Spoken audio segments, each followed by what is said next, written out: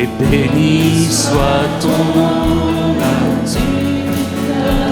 L'abondance et diverse, ta bienveillance, béni soit ton nom. Et béni soit ton nom quand ma vie traverse un désert, quand je marche en terre inconnue, béni soit ton nom. Tes bienfaits font naître en moi des chants de louange, et même au cœur de la nuit, Seigneur, je redirai, béni soit le nom du Seigneur, béni soit ton nom, béni soit le nom du Seigneur, béni soit ton nom glorieux.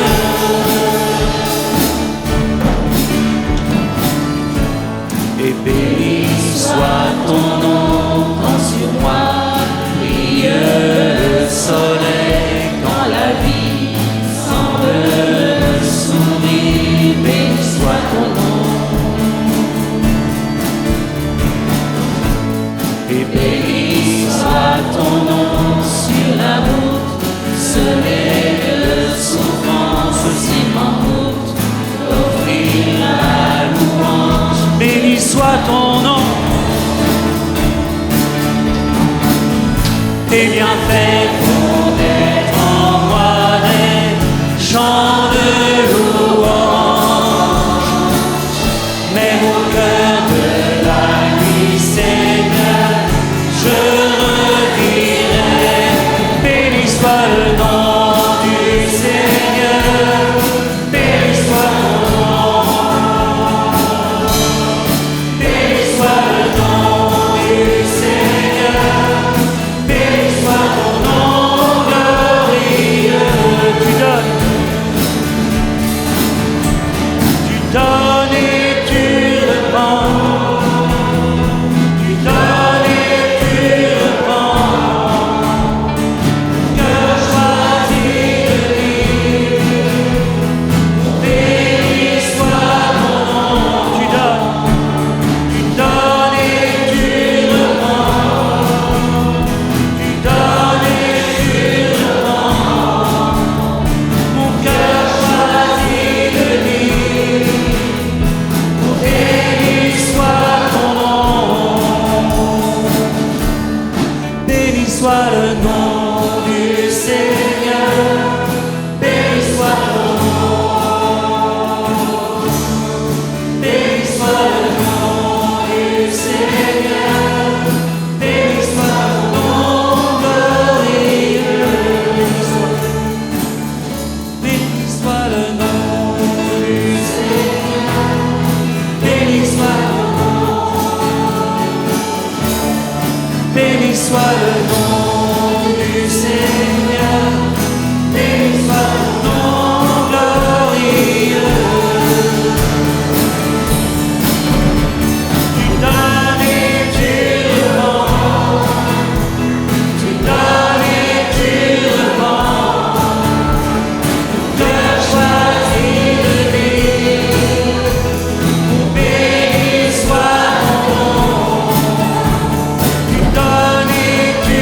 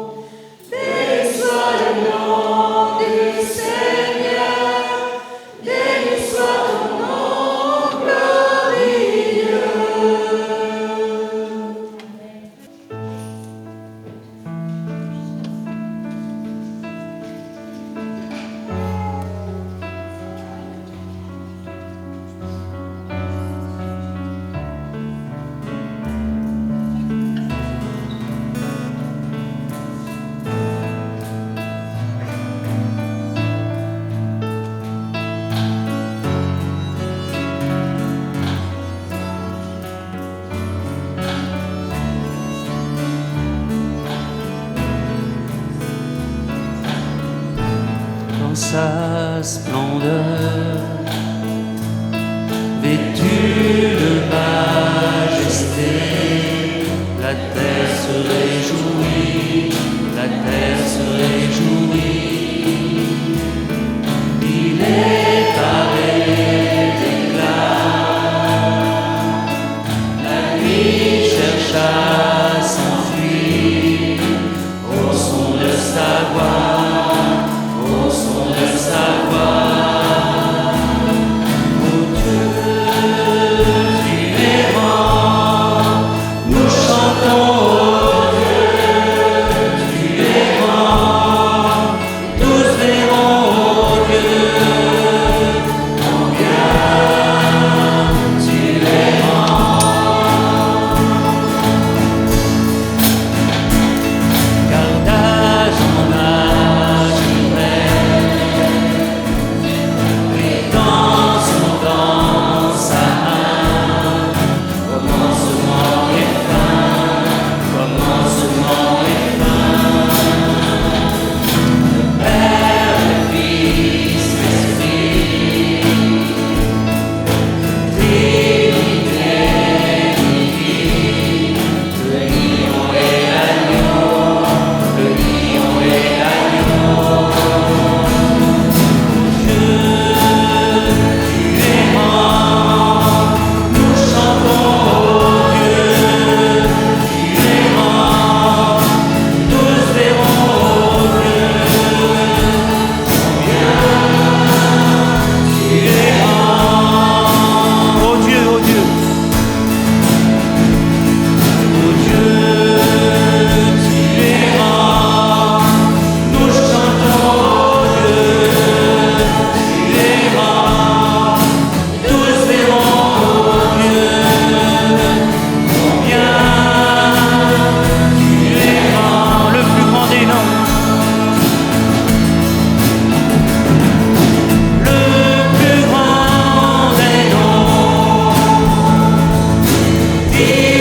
des noms, digne de louange. Mon cœur s'écrie, oh Dieu, tu es grand, le plus grand des noms, le plus grand des noms, digne de louange. Mon cœur s'écrie, oh Dieu, tu es grand, oh Dieu, oh Dieu, tu es grand, nous chantons, oh Dieu, tu es grand, tous verront, oh Dieu, combien tu es grand. Voilà, prenez avec moi, ouvrons la parole ensemble dans le psaume 65. On va partager ensemble pas mal de versets ce matin. Et je voudrais commencer avec le psaume 65.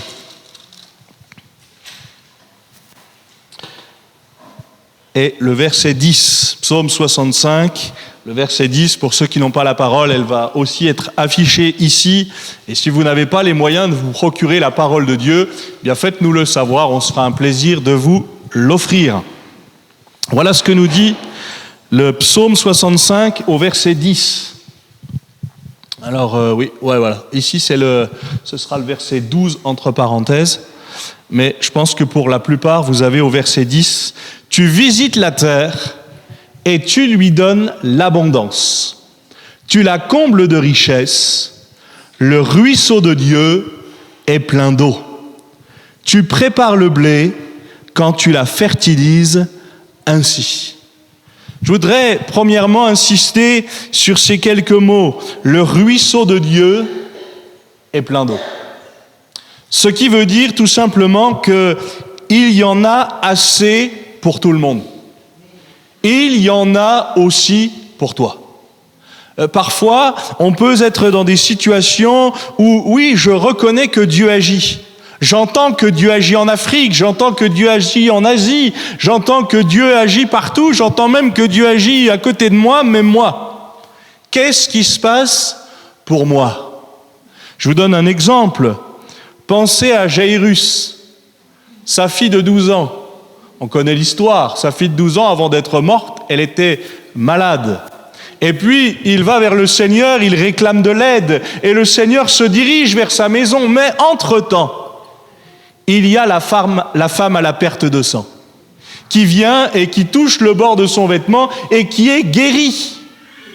Et c'est extraordinaire, merci Seigneur pour ça, parce que cette femme, elle a osé aller auprès de Jésus, toucher le bord du vêtement, et elle a été bénie pour ça.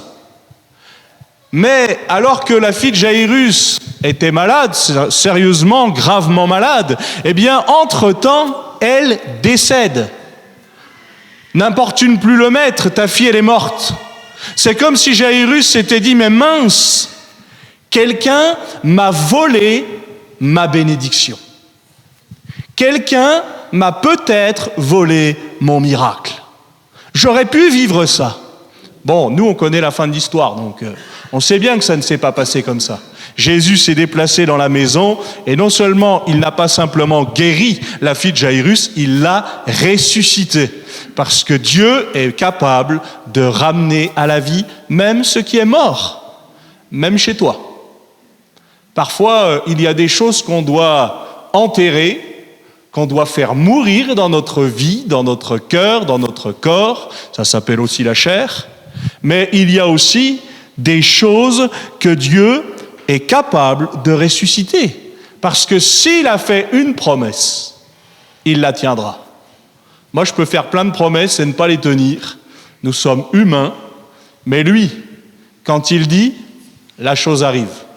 Quand il ordonne, elle existe. Alors je reviens sur ces quelques mots, le ruisseau de Dieu est plein d'eau.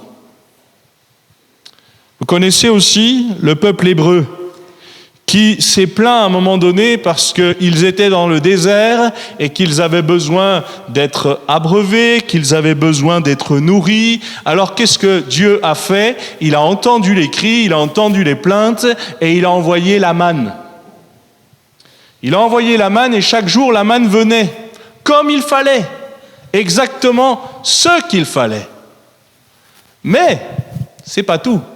Les Hébreux devaient sortir et aller chercher la manne. Parfois, je sais que le ruisseau de Dieu est plein d'eau. Parfois, je sais qu'il y a la bénédiction. Et on le sait que là où sont réunis les croyants, c'est là aussi que se trouve la bénédiction. C'est là aussi que Dieu envoie la vie et la bénédiction pour l'éternité.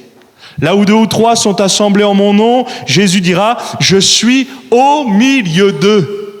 Et il dira aussi que si 2 ou 3 s'accordent pour demander une chose quelconque, alors cela leur sera accordé. Le ruisseau de Dieu, il est plein d'eau. C'est un fait. Notre Dieu est tout-puissant. Notre Dieu peut répondre à tous les besoins. La question, pour moi, c'est est-ce que je vais me déplacer là où Dieu est pour saisir ce que Dieu a prévu de me donner? Le ruisseau de Dieu, il est plein d'eau. Je ne manquerai pas, je ne manquerai de rien. On a cité le psaume 23. L'Éternel est mon berger, je ne manquerai de rien. Je ne manquerai de rien si l'Éternel est mon berger. Et il faut qu'il le reste. Ne soyons pas peut-être comme des capricieux. Seigneur, je t'ai demandé ça, tu ne me l'as pas donné, alors est-ce que tu es vraiment Seigneur? Non, parce que le Seigneur ne nous donne pas tout. Il nous donne tout ce qu'il nous faut. C'est pas pareil. Il pourrait tout nous donner, mais ça ferait de nous des gens qui se détourneraient de lui. Ne me donne pas trop parce que je risquerais de croire que ça vient de moi, et ne me donne pas trop peu parce que je pourrais finir par t'irriter. Mais peut-être tout simplement de dire, Seigneur, c'est vers toi que je veux aller. C'est vers toi que je veux rester. Connaissez l'histoire d'Élie, qui, pendant 3 ans, il y a la famine, il n'y a plus rien dans le pays, mais Dieu a pris soin d'Élie. Dieu a pris soin d'Élie en faisant quoi? En appelant quelques corbeaux, et puis le torrent. Le torrent qui était là aussi une source providentielle pour lui. Je me permets de vous poser la question, mais Moi, j'en connais des corbeaux. J'en connais des corbeaux comme ça. Je peux vous en citer une en particulier à Romilly, où c'est une dame je l'appelle comme ça, hein, elle ne le prend pas du tout mal, au contraire. Hein. Mais je me souviens d'une fois où on avait un désir avec Roxane, tiens, on aurait aimé avoir telle chose, et puis telle autre chose, et puis c'était pas grand-chose, entre guillemets, mais on ne pouvait pas l'avoir. Et puis on pensait à ça, et puis c'est là qu'en allant machinalement dehors, en ouvrant la porte, on a trouvé juste devant la porte quelques cabas, quelques sachets, avec exactement à l'intérieur ce que nous voulions. Parce que Dieu pourvoit, et Dieu avait envoyé celle que j'appelle Corbeau, et je l'aime beaucoup, ça a été ma voisine pendant longtemps, mais je lui ai dit, écoute, pour moi tu es comme les corbeaux que Dieu a envoyés à Élie. Dieu a ce qu'il faut pour toi. Mais est-ce que tu es prêt à recevoir? Parfois, je peux aller vite. Vous savez, Abraham a reçu la promesse. Tu auras un fils, il y aura une postérité, c'est extraordinaire. Puis, malheureusement, le temps passe. Et puis, il fait comme nous, Abraham, il fait comme nous avec le temps, on vieillit. Et il voit le temps qui passe, et il voit rien qui arrive. Et non seulement lui, il vieillit, mais Sarah aussi, elle vieillit. Alors il commence à dire, humainement, c'est plus possible.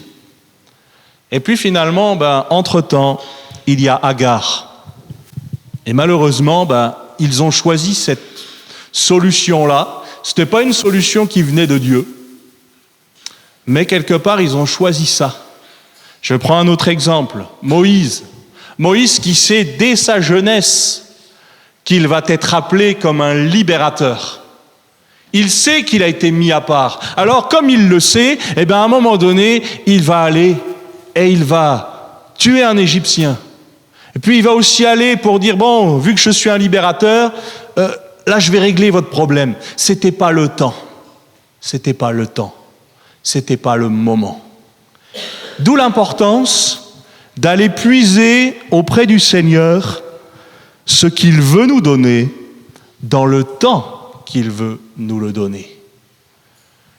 Remarquez que David a exprimé le souhait au Seigneur en disant « Mais je veux te bâtir un temple, tu le mérites. » Et le prophète de lui dire « Mais ce que tu as sur le cœur, fais-le. » Puis Dieu va parler au prophète en disant « Non, tu vas retourner le voir et tu vas lui dire telle chose. » Et vous savez ce qui s'est passé. Il va dire à David « Non, c'est pas toi qui vas bâtir. Toi, tu as les mains tachées de sang, mais j'ai prévu quelqu'un qui va bâtir. » Et moi, j'aime cette histoire. Pourquoi ? Parce que David, en entendant ça, aurait pu rester dans son coin en disant « Ah, c'est pas moi. Tant pis pour celui qui viendra après, il se débrouillera. » Non, tout le reste de sa vie, David a travaillé, a préparé les choses pour que Salomon puisse construire le temple. Seigneur, donne-nous d'être des sources de bénédiction. Peut-être que je ne verrai pas tout ce que tu as promis. Peut-être que je ne serai qu'une partie du miracle. Peu importe. Ce qui compte, c'est d'être utile là où je suis et là où j'en suis. Vous voulez bien prendre avec moi Psaume 84, verset 6 ?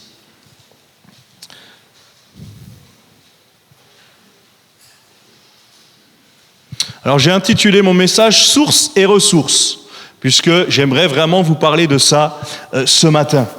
Psaume 84, verset 6 nous dit « Heureux ceux qui placent en toi leur appui.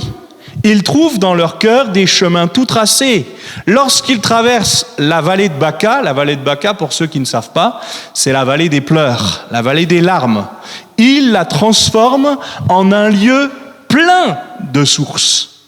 La pluie la couvre ainsi de bénédictions. Leur force augmente pendant la marche et ils se présentent devant Dieu à Sion. Éternel Dieu des armées, écoute ma prière, prête l'oreille, Dieu de Jacob. Pause. J'aime bien dire le mot pause. De temps en temps, ça fait du bien de faire une pause. Je dis pas ça parce que je vais partir un petit peu dans la famille juste après. C'est pas pour ça que je le dis. Mais il est dit aussi, toi qui es notre bouclier, vois, ô Dieu, et regarde la face de ton oint. Mieux vaut un jour dans tes parvis que 1000 ailleurs. Je préfère me tenir sur le seuil de la maison de mon Dieu plutôt que d'habiter sur les tentes ou sous les tentes de la méchanceté. Car l'Éternel Dieu est un soleil et un bouclier. L'Éternel donne la grâce et la gloire. Il ne refuse aucun bien à ceux qui marchent dans l'intégrité. Éternel des armées, heureux l'homme, on peut dire aussi la femme bien sûr, qui se confie en toi. Je voudrais dire à quelqu'un, elle est placée où ta confiance ? Même à un croyant, parfois je sais ce que Dieu est capable de faire, je sais qu'il l'a déjà fait, et pourtant, je cherche un autre moyen. Parfois, il y a des moyens plus simples, parce qu'on n'aime pas attendre. Parfois, il y a des moyens plus pratiques. J'ai ça sous la main. Je me souviens d'un pasteur, stagiaire à l'époque, qui disait à l'auditoire, Dieu peut guérir. Si vous avez juste des maux de tête, prenez un Doliprane et ça va passer. Moi, j'ai envie de vous dire, moi qui ai des crises de migraine, mais même pour des petits maux de tête, moi, ça m'intéresse de savoir si Dieu ne peut pas me guérir. Parce qu'une petite épine dans un doigt, une petite épine placée sur nous, même si elle est toute petite, on la sent tous passer. Une toute petite punaise, elle peut quand même sacrément nous embêter. Je dis ça pourquoi ? Parce que le Seigneur est prêt à guérir. Le Seigneur est prêt à délivrer, c'est ce qu'il veut. Le Seigneur est prêt à transformer. Mais il nous pose parfois la même question qu'il a posée dans les évangiles. Mais veux-tu être guéri ? Veux-tu être sauvé ? C'est comme s'il disait à chacun d'entre nous, mais est-ce que tu veux que je fasse quelque chose pour toi ? Le Seigneur, comme je le disais, ne fera pas toujours ce que nous voulons qu'il fasse. Mais il fera toujours le meilleur pour nous. Pourquoi ? Parce qu'il nous connaît. Alors oui, nous avons lu ensemble « Heureux ceux qui placent en toi leur appui, leur force augmente pendant la marche. » Et puis, la vallée de Baca, la vallée de souffrance, la vallée de pleurs, la vallée des larmes, il la transforme en un lieu plein de sources. Connaissez ce chant ? Merci Seigneur pour les épreuves de la vie. Des fois, c'est pas toujours évident de chanter ça. Surtout quand on est dedans. On n'est pas maso non plus. Ah Seigneur, j'ai pas assez d'épreuves, donne-moi encore un peu. Personne ne dit ça. De toute façon, vous n'avez pas besoin, les épreuves, elles viennent toutes seules. Mais, quand est-ce qu'on peut chanter ça ? Merci Seigneur pour les épreuves de la vie. Quand j'ai appris dans l'épreuve. Quand j'ai vu la main de Dieu dans l'épreuve. À quoi sert le désert ? Si ce n'est à nous rappeler que nous ne dépendons que de Dieu. À quoi servent les tempêtes dans nos vies ? Si ce n'est à nous rappeler que lui, il est assez puissant, il est tout puissant pour les calmer. Moi, je ne peux rien faire dans le désert, je ne peux rien faire dans la tempête, si ce n'est crier à lui. Et parfois même, je ne le fais pas. Mais je sais que lui peut. À tout moment, il peut se lever, menacer les vents et la mer et ramener le calme. Et dans le désert, à tout moment, il peut commander parce qu'il est le maître de tout et je ne manquerai de rien. Mais je ne veux pas oublier qui il est. Oui, la vallée de souffrance, la vallée des pleurs, on la traverse tous. Et j'aimerais aussi dire à quelqu'un, si tu as l'impression de ne pas encore l'avoir traversée, ça va arriver. Mais la question c'est, qu'est-ce que je vais faire dans l'épreuve ? Est-ce que mon réflexe dans l'épreuve, c'est de me tourner vers Dieu ou c'est de me tourner contre lui ? Parce que finalement, les épreuves, c'est un test.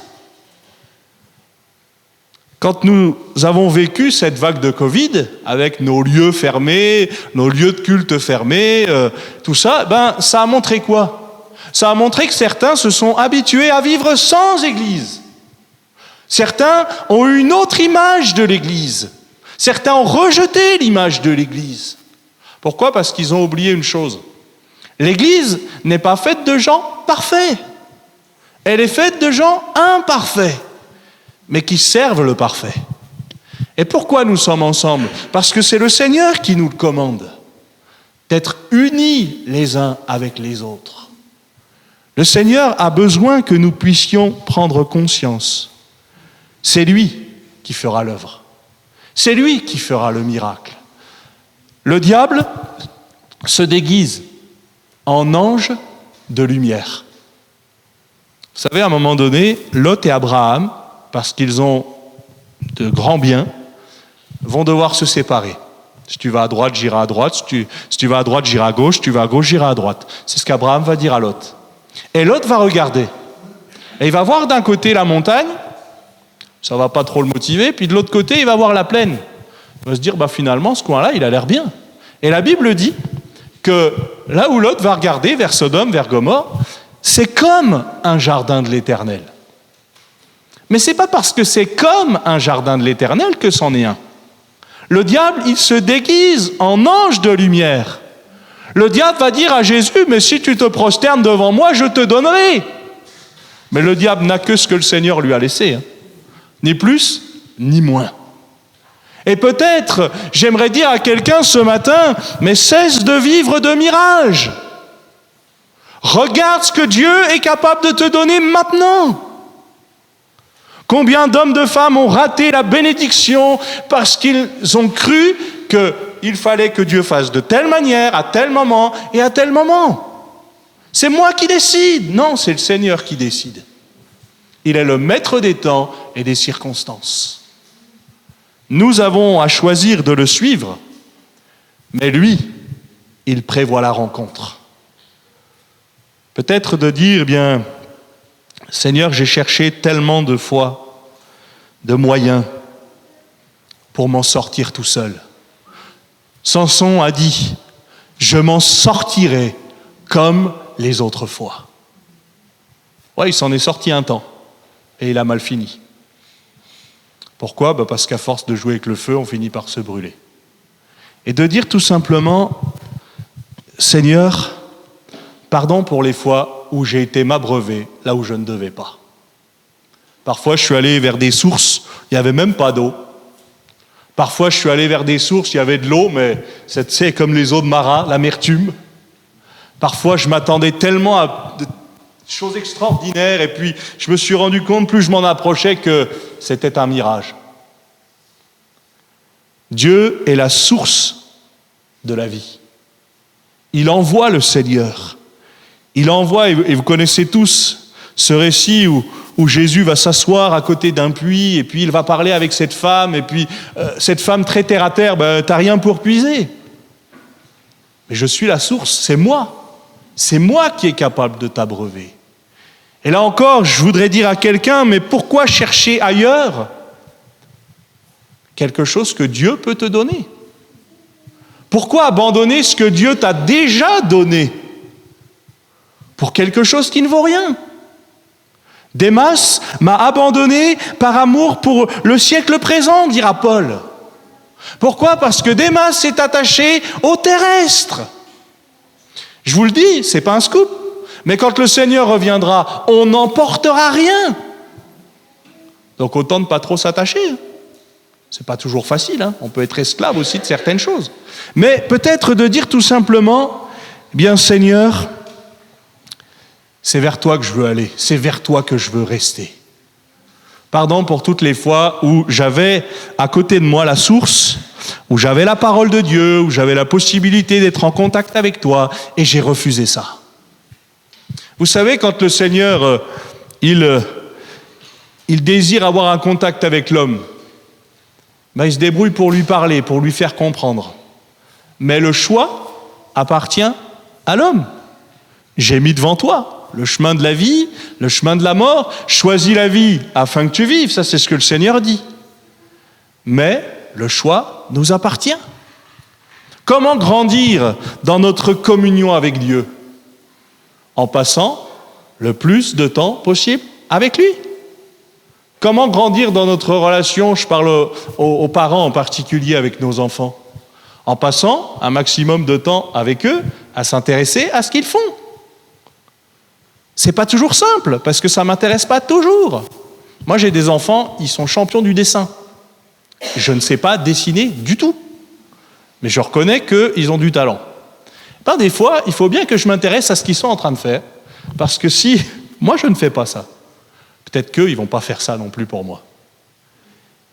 Et puis peut-être de dire, Seigneur, pardon pour le temps que je te donnais avant et que je ne te donne plus maintenant. Parce que des fois, on peut passer du temps avec Dieu, et je prends l'exemple des enfants, mais sans bonifier le temps. Des fois, on est ensemble dans le même lieu, mais on n'est pas ensemble. Et même avec Dieu, quand vous voyez la foule nombreuse qui était là, entendant Jésus prêcher, délivrer, guérir, il y en a beaucoup qui ont saisi la grâce. Il y en a aussi beaucoup qui ne l'ont pas saisie. Et peut-être de dire ce matin à quelqu'un, mais saisis la grâce que Dieu te tend. Il nous tend toujours une main secourable. Mais est-ce que je vais saisir cette main secourable? Ceux qui chantent et ceux qui dansent s'écrient, c'est dans le psaume 87, verset 7. Certainement vous connaissez ce verset. Toutes mes sources sont en toi. Si ça vient de Dieu, le projet réussira. Si Dieu est dans l'affaire, ça va réussir. Je n'ai pas dit, si Dieu est dans l'affaire, ce sera facile. D'ailleurs, Dieu ne l'a jamais dit. Mais s'il est là, le projet va réussir. Vous savez, la plus grande défaite du diable, c'est de croire que Jésus à la croix était sa victoire. Ça y est, enfin, Jésus est cloué, Jésus a la couronne d'épines, il va bientôt mourir. Lui, il a cru qu'il avait gagné. Mais la plus grande des victoires, c'est ça pour nous. Merci Seigneur pour ce Jésus qui accepte de se livrer, qui accepte de se donner pour chacun d'entre nous, qui accepte d'être cloué, de souffrir, pour que nous puissions être sauvés. À ce moment-là, le diable se disait peut-être, mais ça y est, j'ai gagné. Après la croix vient le tombeau et il n'y a plus rien après. Vous savez, le diable, il connaît déjà sa fin. Mais le but du diable, c'est d'en emmener le maximum avec lui. Dieu lui vient, alors c'est vrai, en simple homme, en serviteur. La Bible dit qu'il n'avait ni beauté ni éclat pour attirer nos regards. Ce n'est pas l'apparence qui l'intéressait, c'est ce qu'il était capable de faire. Dieu ne nous regarde pas simplement avec des yeux humains. Non, il voit au-delà, il voit dans notre cœur. C'est ça qui l'intéresse. C'est notre cœur. Toutes mes sources sont en toi. Y a-t-il des sources dans ta vie qui ont besoin d'être abandonnées? Y a-t-il des sources dans ta vie qui ont besoin d'être bouchées? Y a-t-il des sources dans ta vie que tu as besoin de ne plus fréquenter? Parce que ça n'honore pas Dieu. Parce que parfois, ça remplace même la bénédiction.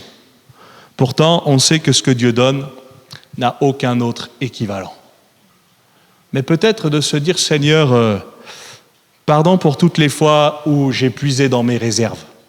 Même spirituellement, parfois, je sais plein de choses de la Bible. Je sais plein de choses de Jésus. Mais ça ne fait pas de moi quelqu'un qui les vit. Quelqu'un a dit un jour, un chanteur chrétien, je sais bien plus que je ne crois. On sait plein de choses de ce que Jésus a fait, de ce que Jésus est capable de faire, mais j'ai besoin de le vivre. Moi, j'aime bien ces paroles, mon oreille avait entendu parler de toi. Mais maintenant, mon œil t'a vu. J'ai entendu, j'ai compris, je sais ce que tu peux faire. Je veux te laisser faire. C'est pas facile, hein? Parfois, on dit, Seigneur, je voudrais que tu fasses quelque chose. Mais je te donne un timing, mais je te donne un périmètre. Mais le Seigneur, il nous dit, mais si tu ne me donnes pas tout, je ne prends rien.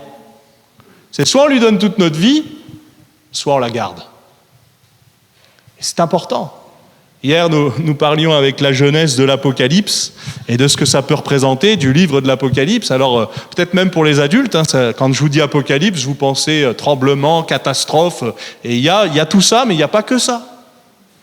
Mais je disais aux jeunes que Pour moi, l'Apocalypse, comme il est placé à la fin de la parole de Dieu, c'est qu'à un moment donné, à la fin, il faudra se positionner aussi. L'Apocalypse, c'est un choix finalement. Et la Bible, c'est un choix. Est-ce que je crois la Bible? Est-ce que je ne crois pas la Bible? Est-ce que je crois que Jésus peut faire quelque chose pour moi? Est-ce que je n'y crois pas? Est-ce que je continue à me désaltérer là où ça n'honore pas Dieu? Ou au contraire? Est-ce que je veux peut-être changer de source? Je veux peut-être retourner à la source?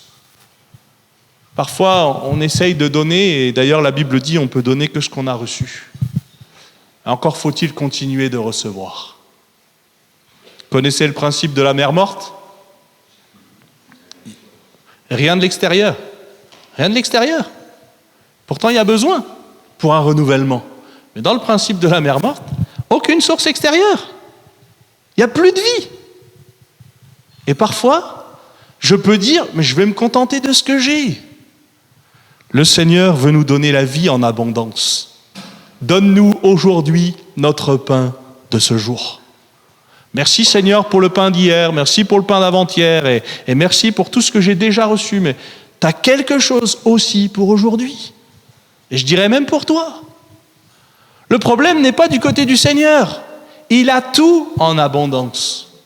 Le problème peut être de notre côté. Parce que si je ne veux pas recevoir, je ne recevrai pas. Si je ne veux pas laisser le Seigneur agir, il n'agira pas. Ce n'est pas qu'il ne peut pas le faire, il peut tout faire.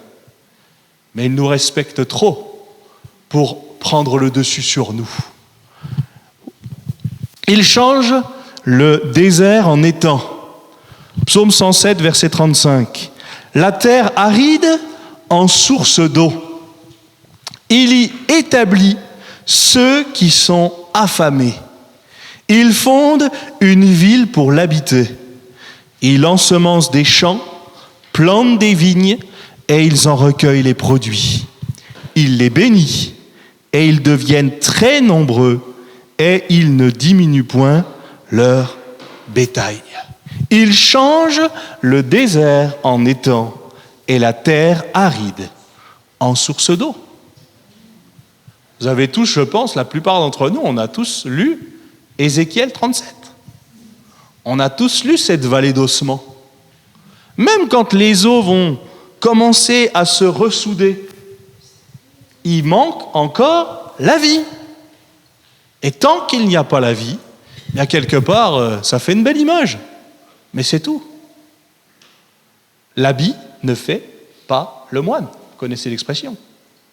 Parfois, je peux avoir l'apparence de la piété, mais je peux renier ce qui en fait la force. Peut-être de dire ce matin, Seigneur, j'ai besoin d'être à nouveau abreuvé. J'ai besoin d'être à nouveau inondé. Là, c'est vrai que ces derniers jours, vous l'avez vu ici, on a eu des gros orages quand même. Ça c'est bien tombé. Alors j'ai envie de dire pour certains, il était temps. Parce que je pense à tous ceux qui travaillent et qui sont tout ce qui est dans l'agriculture et autres. Ça a dû être catastrophique pour eux, tous ces temps de sécheresse. Puis peut-être que pour certains, c'est cette pluie qui a été catastrophique. Parce que d'un seul coup, on avait fait ceci, ça n'a pas marché. Les gelées, c'est le même principe. Mais combien on a besoin d'être renouvelé? Combien on a besoin d'être restauré? Et vous pourriez dire, ça va, là le pasteur nous a pas trop mal nourris.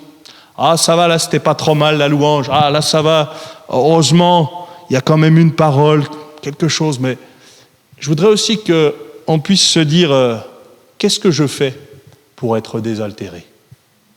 Quelle est ma part? Je ne peux pas simplement toujours dire c'est les autres. Moi, je comprends que si je demande, je reçois. Si je vais chercher, je vais trouver. C'est à moi aussi de faire ma part.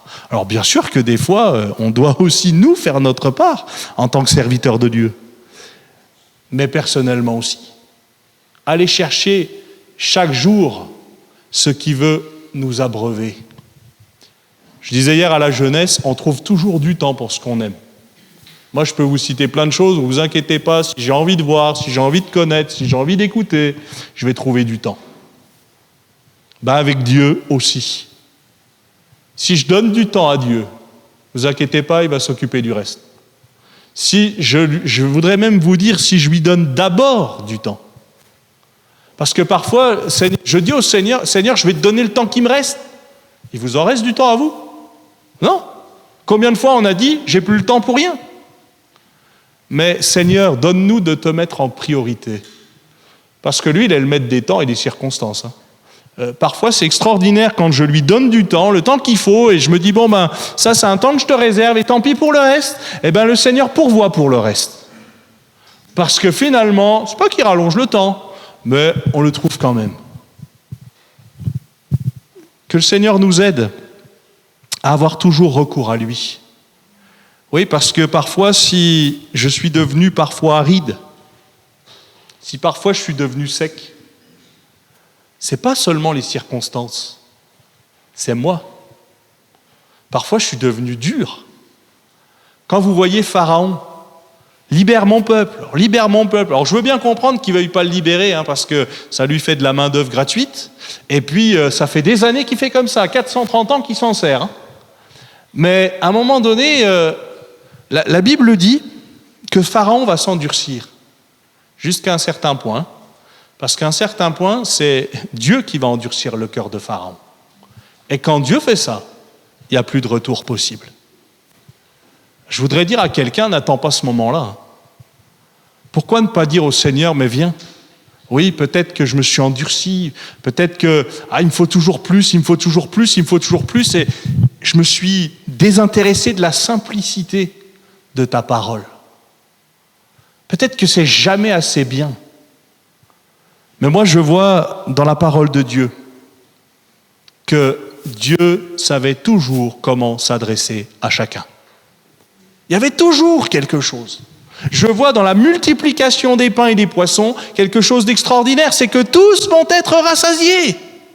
Ils n'ont pas été forcés de prendre tant de poissons, de prendre tant de pain. Non, personne n'a été forcé de rien. Mais tous ont reçu comme ils ont voulu recevoir. Si je ne veux rien recevoir, j'ai déjà reçu. Je vous ai peut-être déjà raconté ça, mais un jour, un pasteur va voir un nouveau à la fin d'une réunion et le nouveau lui dit, « Pasteur, je voudrais vous dire, aujourd'hui, je n'ai rien reçu. » Ça fait toujours plaisir. Le pasteur de lui répondre, « Mais vous étiez venu chercher quoi ?» Et lui, forcé de reconnaître qu'il n'était venu rien chercher du tout. Si vous ne venez rien chercher, vous avez déjà reçu ce que vous êtes venu chercher. Parce que Dieu ne forcera pas la porte d'un cœur. Par contre, parfois, Dieu le fait. Dieu nous parle, mais on ne veut pas l'écouter. Parfois, Dieu dit, c'est tel plan, c'est telle source, et c'est pas tel autre. Mais moi, je fais semblant de ne pas entendre. Parce que vous savez, comme moi, que quand Dieu a décidé de parler, il sait se faire comprendre. Il nous a tous parlé à nous. À un moment donné, même quand on lui a donné notre cœur, on sait comment il nous a parlé. Il ne nous a pas parlé à tous de la même manière, mais il a su exactement comment nous parler. Oui, là encore, je dois prendre garde aux sources. Je dois revenir à la source, mais je dois aussi faire attention peut-être aux sources qui sont à côté de moi. Proverbe chapitre 4, verset 20, il est dit « Mon fils, sois attentif à mes paroles, prête l'oreille à mes discours, qu'ils ne s'éloignent pas de tes yeux, garde-les au fond de ton cœur, car c'est la vie pour ceux qui les trouvent, c'est la santé pour tout leur corps. » Je suis au verset 23 du Proverbe 4. « Garde ton cœur plus que toute autre chose, car de lui viennent les sources de la vie. Écarte de ta bouche la fausseté, éloigne de tes lèvres les détours. Que tes yeux regardent en face, que tes paupières se dirigent devant toi. Considère le chemin par où tu passes et que toutes tes voies soient bien réglées. N'incline ni à droite ni à gauche et détourne ton pied du mal. » Il a été dit à Caïn, le péché se couche à ta porte, mais toi, domine sur lui. On pourrait se dire, je ne peux rien faire face à ce péché, je ne suis pas assez fort. Mais là, Dieu lui avait donné la possibilité. Mais lui, il a refusé. Dieu nous met devant des décisions à prendre. Et si je me trompe de chemin, parfois, c'est volontaire. Je sais le chemin, je sais la voie droite. D'ailleurs, quand je le demande au Seigneur, il nous la montre. Voici le chemin, marchez-y. Mais, parfois, je prends volontairement un autre chemin. Et, vous savez quoi ?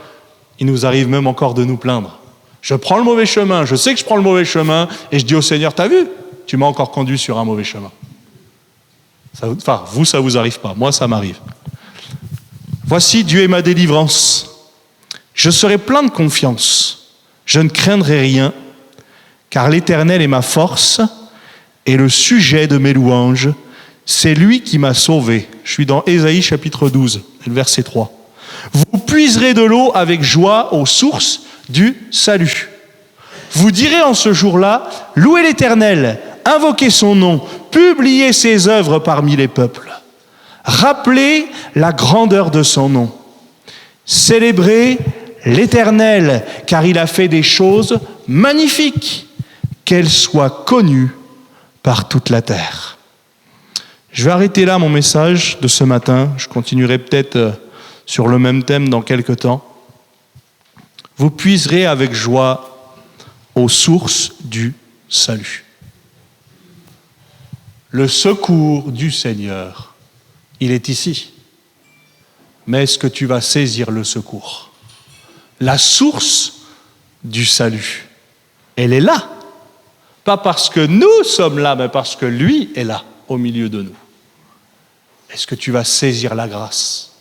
Est-ce que tu vas peut-être, c'est vrai, changer d'endroit, changer de chemin pour dire, mais Seigneur, je veux revenir à toi. Je veux aller là où la source se trouve. Et lui, c'est une source qui ne tarit jamais. Il ne manquera de rien pour toi. On a commencé avec ce texte, je termine avec ça. Le ruisseau de Dieu, il est plein d'eau. Qu'est-ce que je vais faire de ça ? Est-ce que c'est une bonne nouvelle qu'il soit plein d'eau ? Et puis je m'en vais, je revis comme je vivais déjà, ou est-ce que je vais m'y plonger ? Seigneur, tout ce que j'ai besoin, c'est d'être avec toi. C'est de rester avec toi. C'est de ne pas me détourner. Voilà, on peut baisser nos fronts quelques instants, fermer nos yeux. Je voudrais simplement, très courtement, faire cet appel ce matin. Y a-t-il quelqu'un qui a besoin de faire la paix avec Dieu ? Oui, peut-être tu t'es détourné, peut-être tu es allé chercher ailleurs, à d'autres sources. Mais le Seigneur se rappelle à toi ce matin. Et peut-être que s'il y avait quelqu'un, pas forcément grand monde, mais s'il y avait quelqu'un, tu sais que c'est pour toi. Ben là où tu es, je voudrais simplement t'inviter à lever ta main. Certains, vous avez besoin de goûter comme la première fois, mais d'autres ont peut-être besoin d'y retourner. Parce que ça fait longtemps que vous vous abreuvez à d'autres choses que ce que Dieu a prévu. Alors s'il y avait quelqu'un, vous savez que vous êtes concerné par ça, simplement là où vous êtes, pendant que les têtes sont baissées et les yeux sont fermés, eh bien, je t'invite simplement à lever ta main là où tu es. S'il y a quelqu'un, quelques secondes, je ne veux pas être très long, mais s'il y avait quelqu'un, eh bien, je voudrais t'inviter, que le Seigneur te bénisse. Y a-t-il encore quelqu'un ce matin ? Peut-être qui voudrait faire ce pas, que le Seigneur te bénisse. Y a-t-il encore quelqu'un ce matin qui veut dire au Seigneur, mais oui, je reconnais que je me suis trompé de source. Je reconnais que je suis allé ailleurs, mais je veux revenir à toi. Voilà, y a-t-il encore quelqu'un ? Ce sera mon dernier appel de la matinée. Je voudrais prier pour ceux et celles, que le Seigneur te bénisse. Dieu t'a vu aussi. Je voudrais prier. Seigneur, merci de ce que tu ne mettras pas dehors celui qui vient ou qui revient à toi.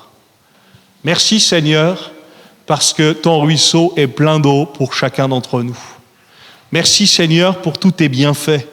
Merci pour toutes tes bontés. Elles se renouvellent chaque matin pour nous. Oh, que ta fidélité est grande. Je te remercie Seigneur pour ces mains qui se sont levées, pour ces vies Seigneur qui se rendent compte Seigneur combien elles se sont abreuvées à d'autres choses ou combien elles ont manqué de s'abreuver à toi. Bien Seigneur, fais-le ce matin, fais une œuvre régénératrice, Seigneur. Fais une œuvre de renouveau. Seigneur, comme toi seul tu sais le faire. Ravive, Seigneur, la flamme. Seigneur, donne-leur à nouveau cet amour pour toi. Donne-leur de goûter comme tout à nouveau à ce que tu veux leur donner. Seigneur, je te remercie parce que là encore, tu es celui qui écoute, qui entend, et tu es celui qui continue d'appeler à toi celles et ceux qui ont besoin d'être sauvés. Seigneur, merci pour ton Église parce que tu la vois belle. C'est toi qui l'as bâtie, c'est toi qui l'as construit. Seigneur, on ne veut pas qu'il en soit autrement. Seigneur, on veut que là aussi, ce soit toi qui conduises et qui dirige toutes choses.